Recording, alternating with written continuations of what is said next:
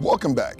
Well, you know, it's Mental Health Week, and we have a wonderful guest. I mean, speaker, blogger extraordinaire. You know, social media is just blowing up right now, and we've got a young man who has really got something to say, and he's been here once, but we get an opportunity to talk to him on the 700 Club Canada. Jordan, honor, Brian. how are you? Doing Jordan great. Berta. I mean, how does it sound to be blogger extraordinaire? Well, I let you say it. No,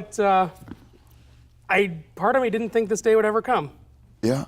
When you look at the amount of hits that you get on your blog and people calling you back and forth, what's the numbers look like on that?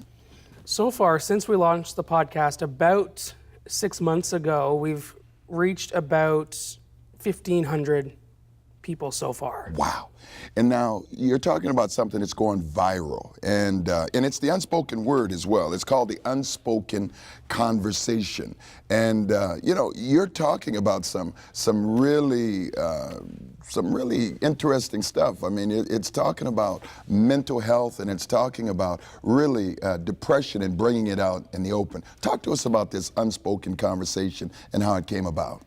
Absolutely. I think the reality is that in all of our lives, there is something that we wish that we could say, but we're just too scared to say.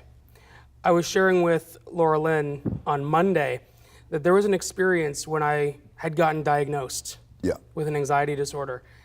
And being the kind of social person that I am, I would share my story with people. I would tell them what was going on in my life. They would, you know, when someone says, "How are you doing?" I actually want to give a real answer.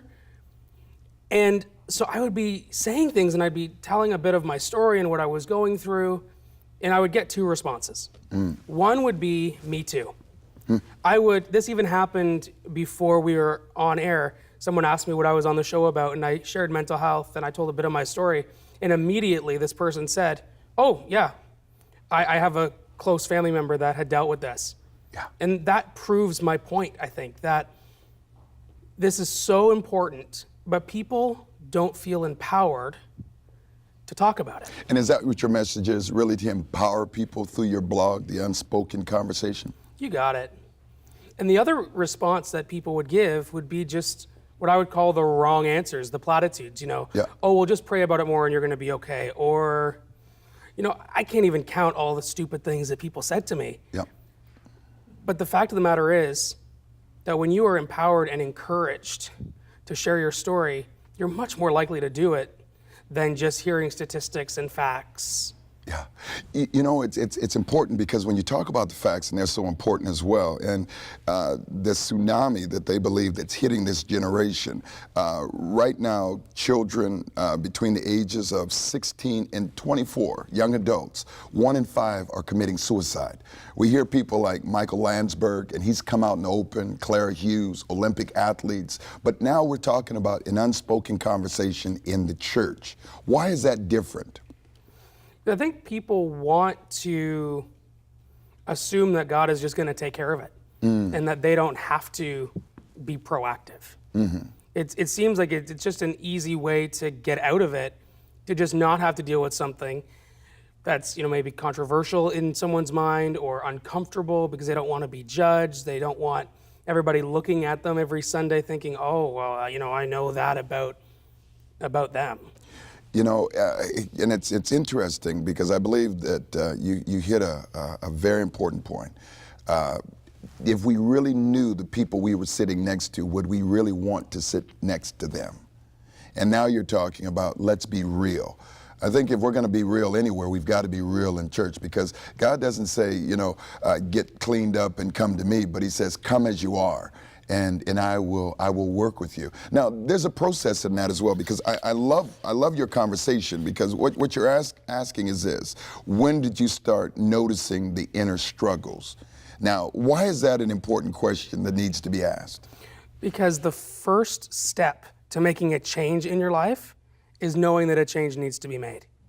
If you have, think of any other disease, any other illness. Let's take cancer, for example. Sure. Most people get diagnosed after discovering a lump. And then they see that there's a problem, they feel something, they go and they get it tested, And then it's either not a problem or it is, and it's something that you need to deal with. Yes. It's the same thing when it comes to mental health. It may be a little bit harder to notice Yeah. because you may just pawn it off as, oh, well, that's just my personality or that's normal. But ultimately, we just need to know first ourselves enough to know that when there's something going on that's maybe contrary to what we're used to or that isn't good, so that we can go to the doctor, so we can go to the counselor. And break the silence, what you're talking about. Totally. Because, I mean, you being a pastor as well, and even now pastoring as a worship director. Yep. I find that interesting as well because the Bible makes it very clear that he gives us a spirit of praise for a spirit of heaviness. Talk to us about how community and church community is important and what it needs to be doing and how could we do a bit better in helping people that are right next to us with this. Absolutely. I think one of the first things is we need to stop talking and start listening. Like you're referencing here something we created called the Unspoken Conversation Guide. And the reason is because we were finding that so many people were wanting to have these conversations and they were wanting to share their story. They were wanting to understand the people around them, but they were just too scared to do it. So on the guide, and it's available on our website as well, that it has some discussion starters so that you can ask the questions. But I say in the introduction, be ready for the answer. Yeah. Don't try to give advice. Don't try to force your opinion or your will on your story on someone. Just be open to whatever happens in that conversation. I liked getting to the heart of it because you said, can you remember the moment that you needed to pursue help? Because I believe some people are watching this right now and they said, you know what, I'm sitting in my home, I'm hearing this, and this is really resonating with me. And when you do begin to do that, and you can call the number on the screen at any time. Remember, 1-855-759-0700. Prayer partners are standing by. But how do you begin to now pursue help? Give us some very practical things, and the person's been listening to this Mental Health Week. Absolutely. I think the first step is to see your doctor. Because at least most doctors have at least some education in the mind, and if they don't know specifically how to handle it, they can refer you to someone. I remember when I was in the doctor's office, when I was having that chest pain, he entertained me by doing all the tests and checking my heart and checking my blood pressure and all of this stuff. But he also gave me a survey, and it had 65 different symptoms of anxiety. And he asked me, in the last week, how many of these have you dealt with? And I think it was 60 out of the 65. And so it's like, okay, well, we know the problem now. Now, I'm not a psychiatrist, but I'm going to refer you to one. Yeah. I'm not a counselor, I'm going to refer you to one, but I can give you medication.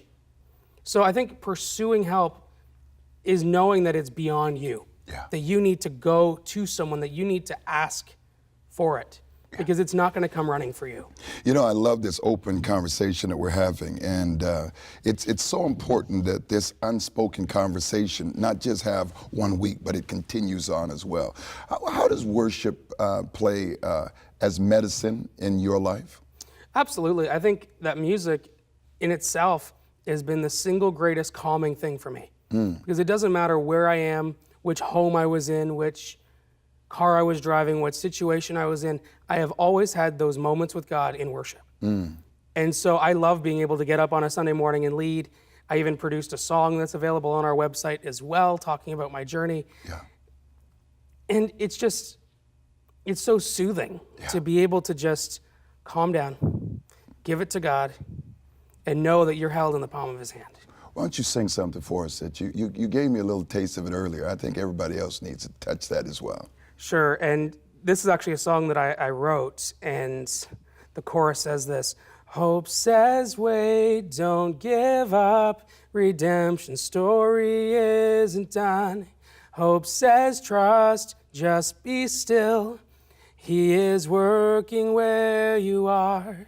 Hope will finish what he started and mend the brokenhearted.